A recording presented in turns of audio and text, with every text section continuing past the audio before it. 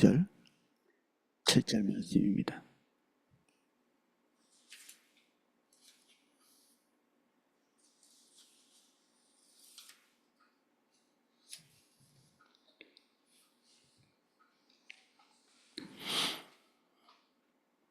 자, 내용을 읽어보겠습니다. 길을 가다가 나무에나 땅에 있는 새의 보금자리에 새 새끼나 알이 있고 어미새가 그의 새끼나 알을 품은 것을 보거든 그 어미새와 새끼를 아울러 취하지 말고 어미는 반드시 놓아줄 것이요 새끼는 취하여도 되나니 그리하면 내가 복을 누리고 장수하리라. 아멘.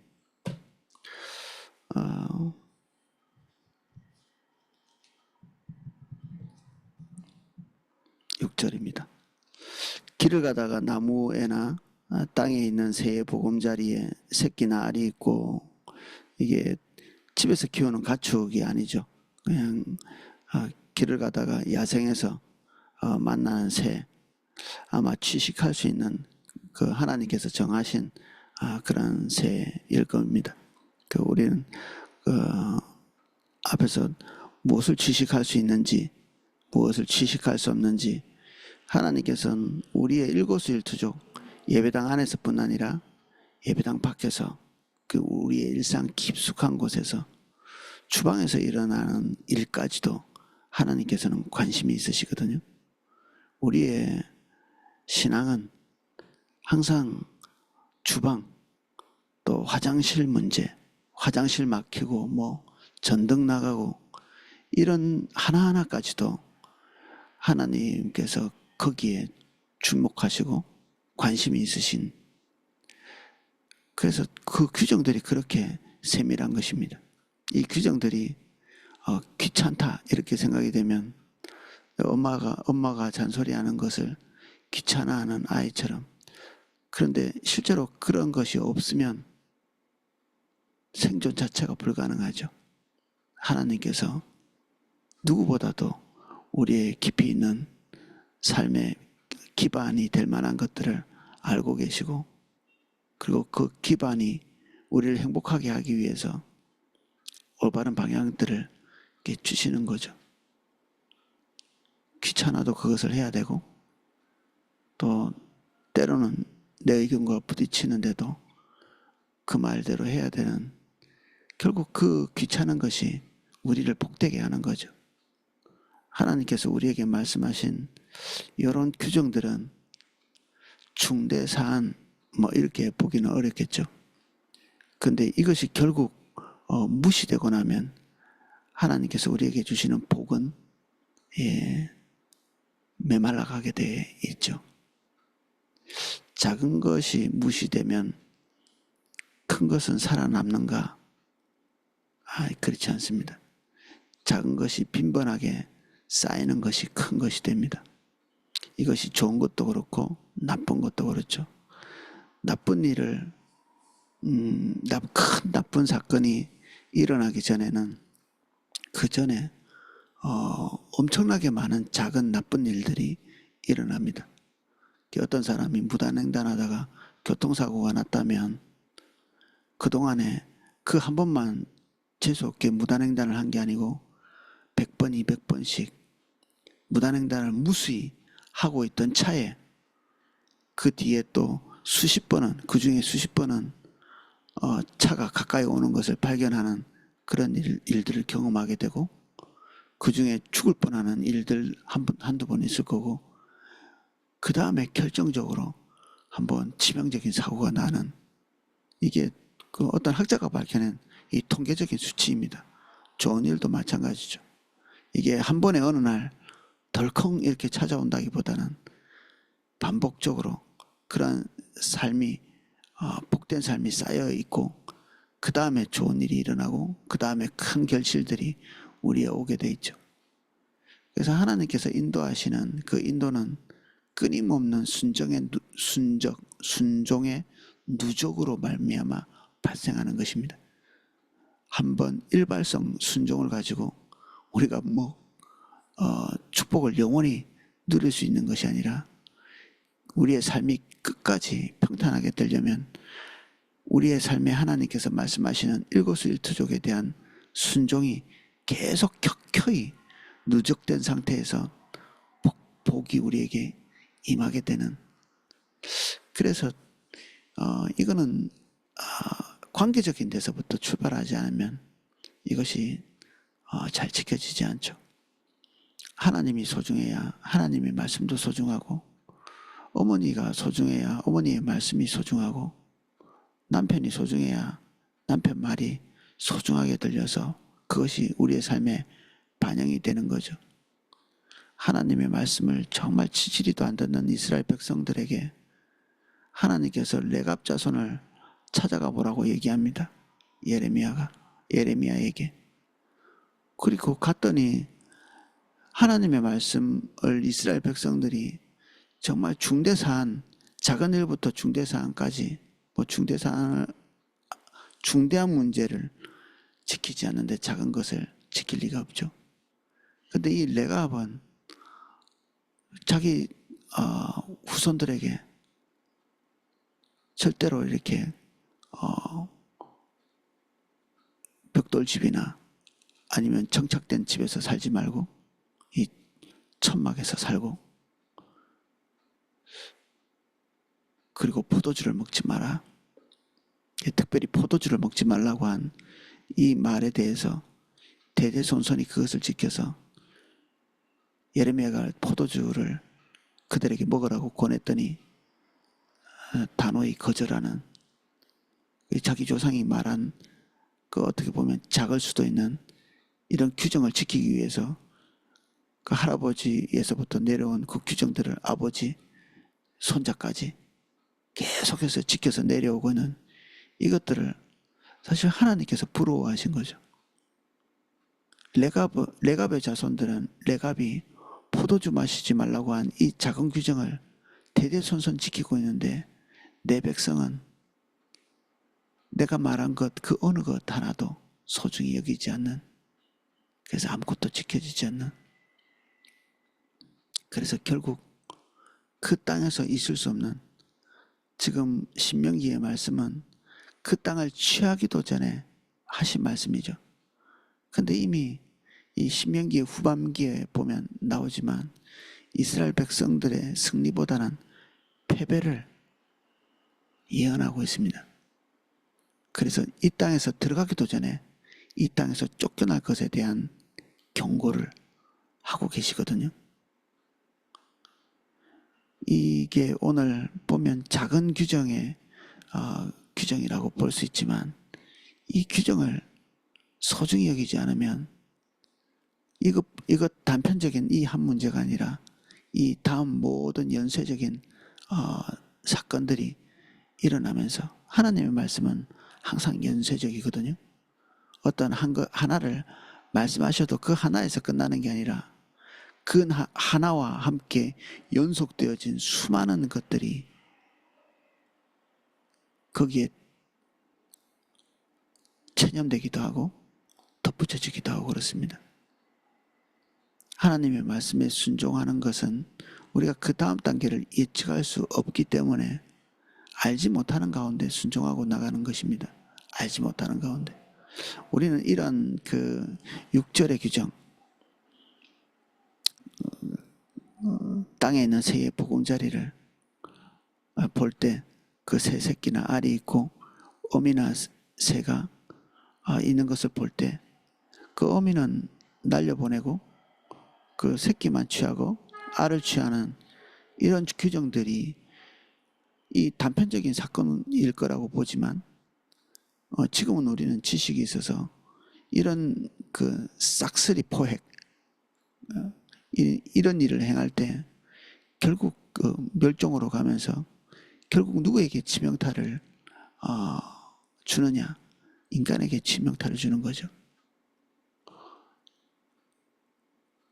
그 다음 단계에 대한 지식이 우리에게 충분하지 않습니다. 설령 지식이 있다 할지라도 그 다음 단계를 고려할 수 있는 우리의 자세가 갖춰지기 어렵죠. 그 다음 단계. 오늘 살기 바쁘죠. 오늘 나의 생존이 바쁩니다. 세상 사람이 그렇죠. 믿지 않는 사람들이 그렇습니다. 오늘 먹을 것, 오늘 입을 것, 내일 먹을 것, 내일 입을 것. 영원히 살지는 못해도 영원히 먹고 살 것은 간절히 바라는. 그래서 내일을 생각할 수 있는 그런 여유가 없죠. 특히 근심과 염려가 많은 사람들일수록 오늘이 다급합니다. 오늘이. 내일이 다급하고 생존이 다급하고. 그래서 큰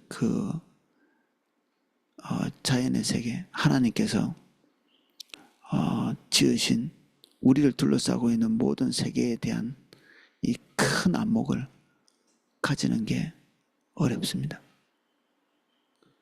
결국 하나님께서 말씀하신 대로 이렇게 하지 않으면 인간 본인에게 멸종과 함께, 이 새의 멸종과 함께 그들에게 주어질 혜택도 사라져버리게 되는 거죠. 우리는 이런 부분들의 지식을 잘 알고 있습니다. 어떤 종이 조류가 없어지고 나면, 참새를 한번 중국에서 멸종시키고 났더니 그들이 추수한 그 곡식들이 확 늘어날 줄 알았더니 사실 그 새가 잡아먹는 많은 해충들이 번식하면서 그 뒤에부터 끊임없이 굶주리게 되는 그런 일이 벌어졌다고 하잖아요.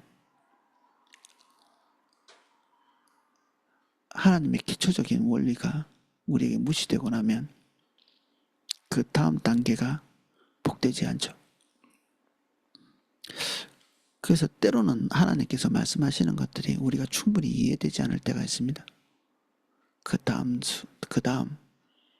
이런 것들이 이해가 되지 않는데, 그리할지라도 우리가 이해하지 못할지라도 하나님의 지혜를 우리가 신뢰하고 우리가 이해하지 못하는 그것들을 걸어보는 거죠. 이 고대 사회의 사람들이 이 환경이나 그 생태계에 대한 충분한 이해가 있었을 거라고 보지는 않습니다.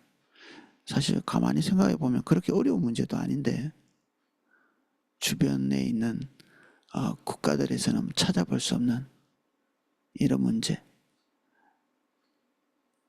신명기에 밖에 나오지 않는 이런 문제를 그들이 고려하려면 어떤 지식보다는 하나님에 대한 신뢰가 그들에게 기본적으로 필요했겠죠. 하나님에 대한 신뢰는 우리에게서 자라날 수 있지만, 우리가 하나님이 아시는 만큼 모든 지식을 다 습득할 수는 없기 때문이죠. 그래서 그 어미새와 새끼를 아울러 취하지 말라는 의미 속에 결국에는 생태계에 대한 지혜로운 통치, 이게 여기에 걸려 있습니다. 또 한면에서는 주석이 얘기하고 있는 반대 동의가 되는 바가 있습니다. 어미에 대한 존중입니다. 어미에 대한 생태계를 계속 복되게 만들고 있는 이 어미가 자기 새끼가 취하여지고 그리고 알이 빼앗기는 것을 보지 못하도록 여기에 날려보내고 그리고 놓아준다, 이런 7절에 어미는 반드시 놓아줄 것이요 이것이 쫓아낸다는 단어라고 합니다. 쫓아낸다. 놓아준다라고도 되어 있지만 쫓아낸다. 그래서 쫓아내서 그 새끼나 알을 가져가는 것들 자체를 보지 못하는, 다행히도 새가 그것을 오래 기억하지 못하는 거죠. 우리는 지인들이 소천하거나 그리고 우리 같은 믿음의 식구들이 우리를 떠날 때 되게 슬프죠. 또 애석하고. 근데 그게 영원히 지속될 것 같은데, 또 가까운 사람일수록 상처가 크고 슬픔이 크죠. 근데 그게 영원히 지속되지 않습니다. 감사하게도. 그게 만물의 영장이고 또 인간처럼 탁월한 지능을 가진 그런 존재가 없음에도 불구하고, 그리고 하나님의 형상을 따라 지음받은 우리조차도 시간이 지나면 잊혀지거든요. 짐승은 하나님께서 그의 적절한 지능과 그리고 잊을 수 있는 그런 은혜를 주셨죠.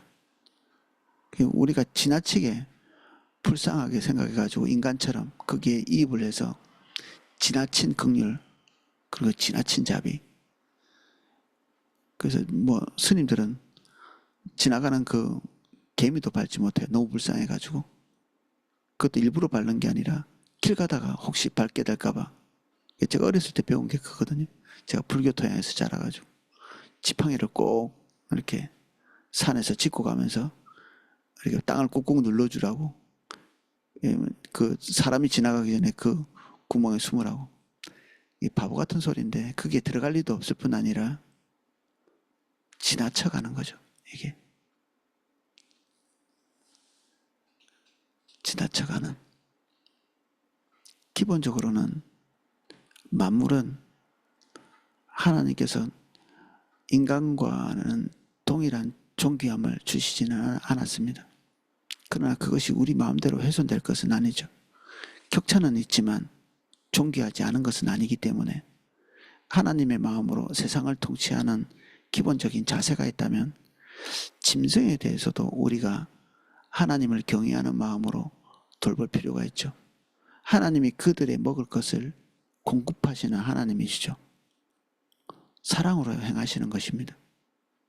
그리고 모든 짐승은 하나님께 음식을 구한다, 이렇게 성경은 말하고 있거든요. 사실 생태계를 통해서 공급되어지는 거죠. 근데 성경은 그 생태계에 대해서 몰라서 그렇게 얘기하는 게 아니라 생태계가 그렇게 돌아간다는 것을 아시는 하나님께서 표현을, 그들이 먹을 것을 하나님께 구한다, 이렇게 되어 있습니다. 이것을 우리는 섭리라고 부릅니다.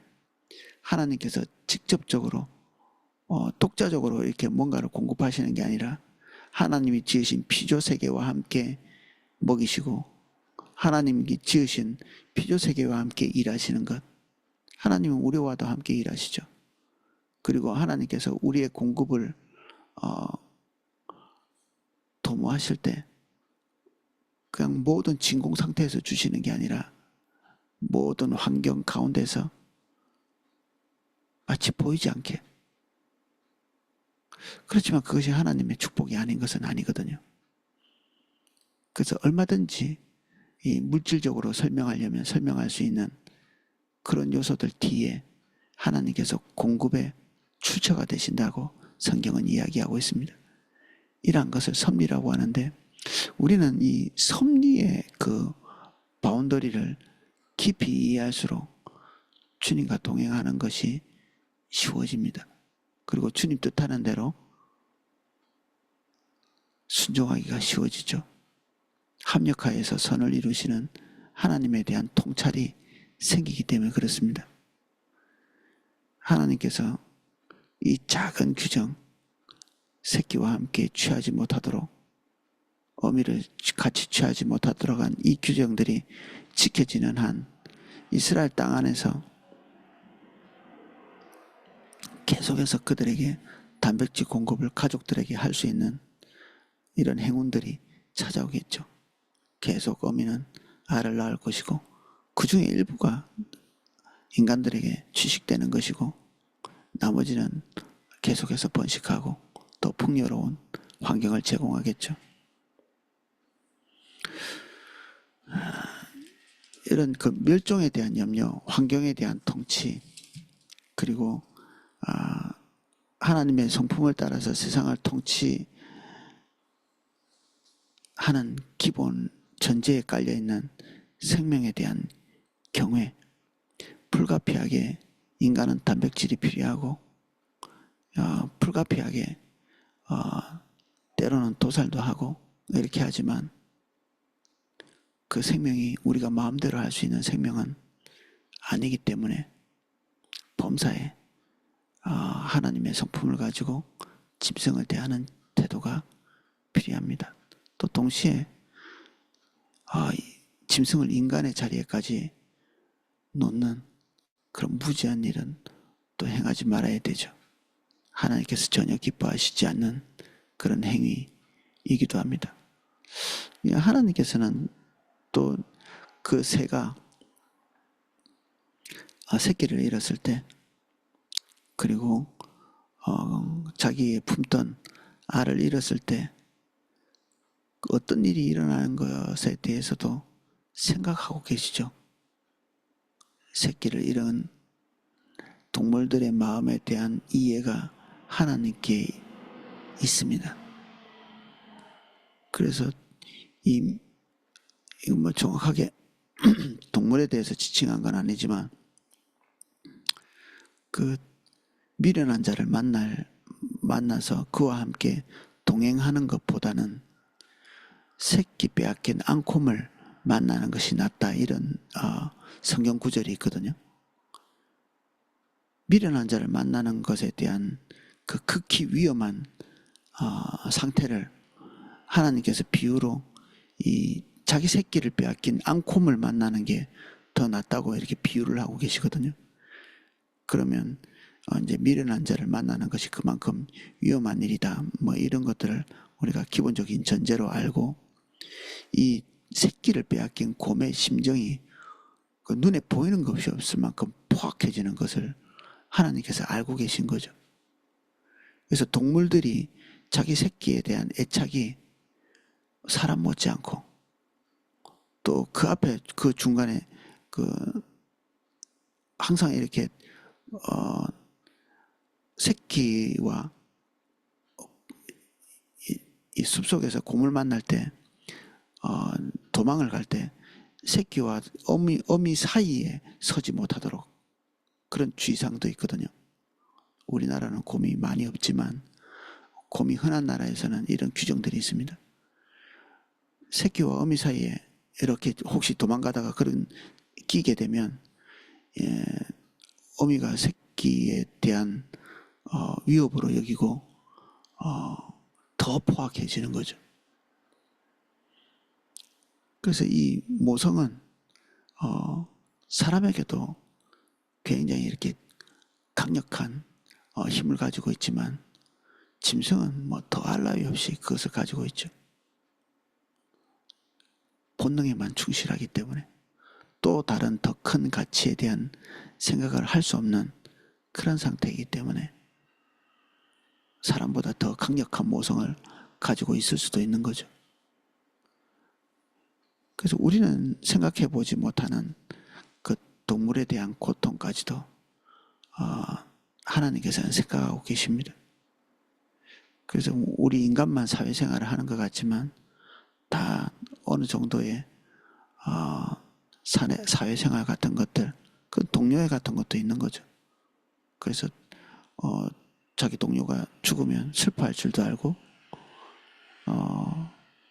애석하게 생각하기도 하고, 또 때로는 장례식 비슷한 행위를 하는 독수리나 아니면 그 코끼리 같은 종류는 장례식 비슷한 행동을 하기도 한다고 합니다.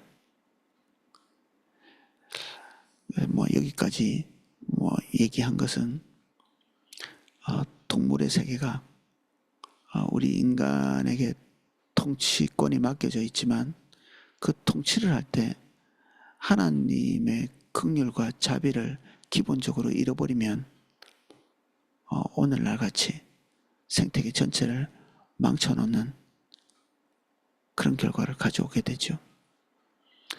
그래서 세상을 통치하도록 우리에게 청지기적 사명을 주시기는 했지만 그것이 우리의 중심에서 나오는 태도를 가지고 해서는 안 되고, 범사에 하나님께서 피조세계를 따뜻하게 바라보시고 또 그것에 대한 충분한 지식이 있으시고 그리고 그것들을 유지하기 위해서 애정을 가지시고 계시는 살아계신 하나님에 대한 그 성품을 충분히 반영한 상태에서 우리는 세상을 통치해야 합니다. 그렇지 않으면 세상은 하나님께서 기대하시는 대로 통치되어질 수가 없죠. 결국은 우리에게 고통으로 다가옵니다. 이런 작은 규정 하나하나가 붕괴되고 나면 그 다음엔 인간이 설 수 있는 자리는 없어지는 거죠. 예, 오늘은 여기까지 살펴보겠습니다. 이런 규정들을 지킬 때 내가 복을 누리고 장수할 거다. 이게 하나님의 약속입니다. 복을 누리고 장수하게 되는, 이 땅에서 하나님께서 허락하신 모든 종류의 축복을 누리게 될 거다는 얘기를 하는 것입니다. 기도하겠습니다.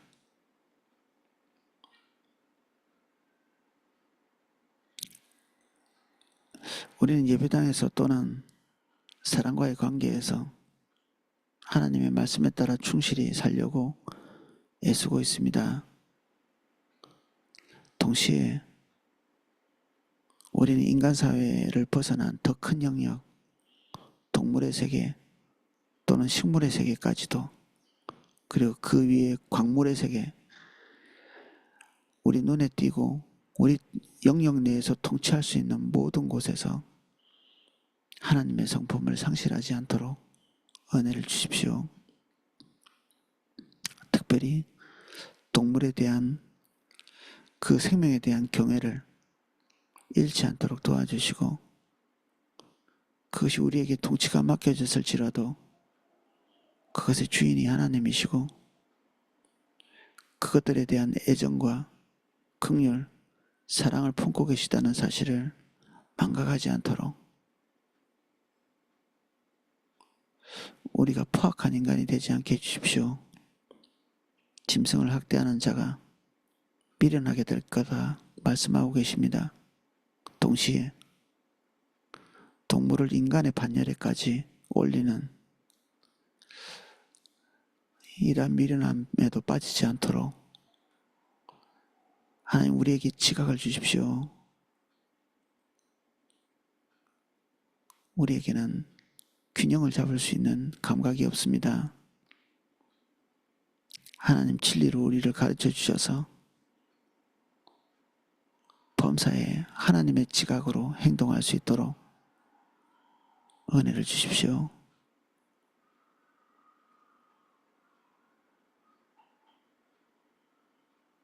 예수님 이름으로 기도합니다. 아멘.